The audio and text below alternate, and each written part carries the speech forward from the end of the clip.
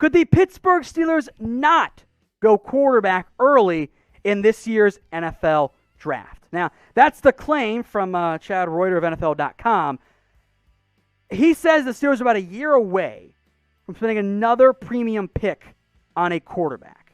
Now, Big Ben's time, unquestionably, is limited in the NFL. He's got, I think, maybe one more year.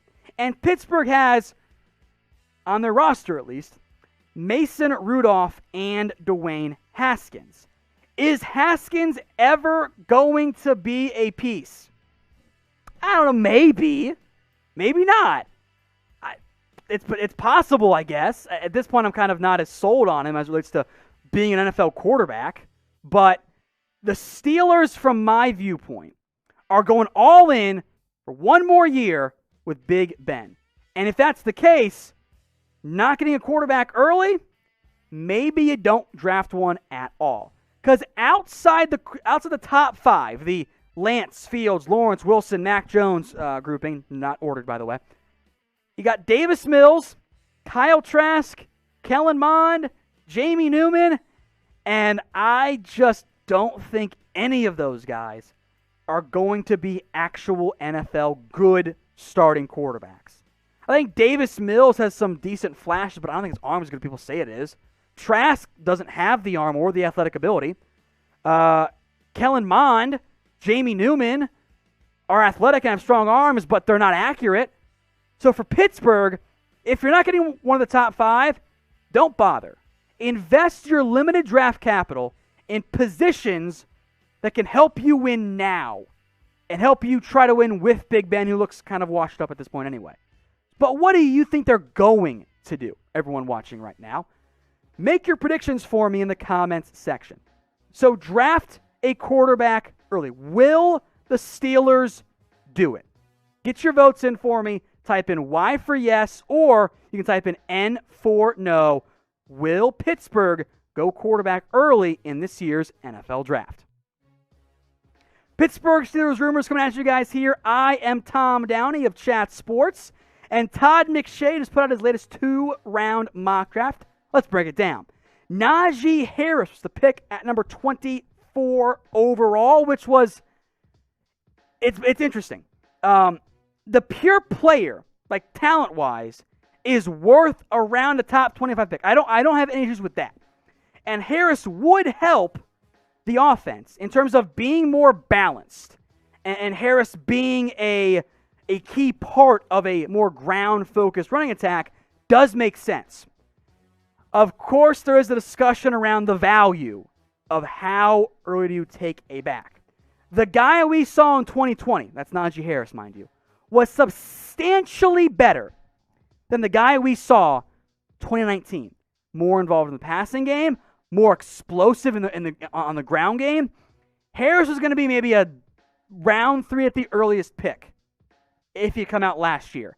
He went back to school and has a very real chance now of going in round 1. So it's about the value of a back, but player talent-wise, Harris is probably going to be about a top 25 player on my board.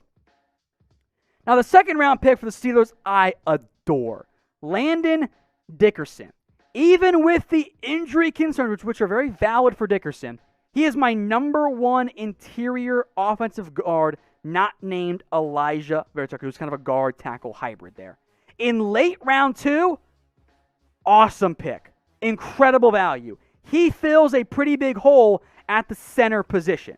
Like Pittsburgh, you lose Pouncey, you bring back B.J. Finney, and maybe you let J.P. or J.C. Hassenauer get a shot there, but that's not great. If you can get Dickerson in round 2, who could also play guard, because put every spot on the offensive line, that is awesome. The only reason why Dickerson would be on the board is because of medical.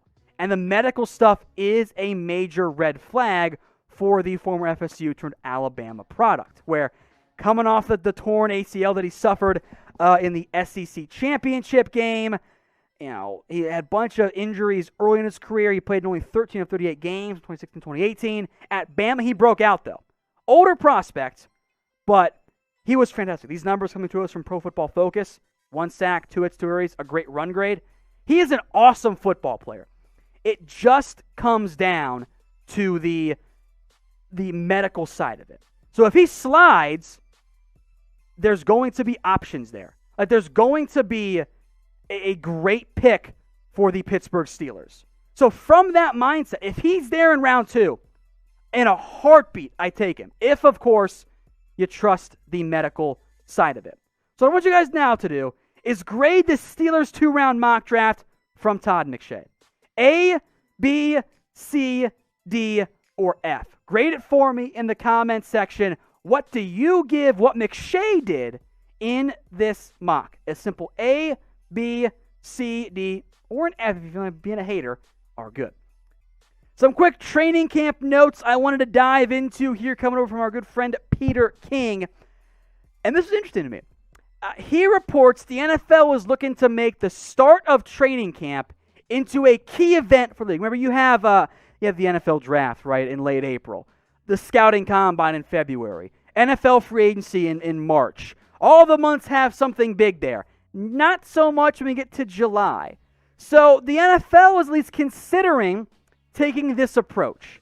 If you guys are familiar with the whole midnight madness thing for college basketball when all the scrimmages and practices all get going, right? The NFL is considering doing something similar where they would be able to have 28 teams start camp on July 27th, which is an interesting pitch for the NFL. Now, of the 4 teams who would not do it, you're thinking the 2 teams who are going to play on the Hall of Fame game and the 2 teams playing in the Thursday Night Opener, so the ones who actually play games earlier get a slightly earlier start. But this is worth monitoring. Now, the flip side here is that it's just the start of practice. So I don't think the NFL would be able to spin it into a whole massive event. However, with the backing of NFL Network, I'm sure ESPN would get on board. You might be able to make it a media creation, which point, you know what? At least we have football back at that point. So I am very curious to see what the path is here for the NFL. But keep an eye out for this move coming probably after the draft officially. NFL camps get going on July 27th, and then they make some major, trying to make it, I should say, a fairly giant NFL-focused training camp, midnight madness type of move. So we'll see that actually ends up happening, but keep an eye on it for in the not-too-distant future.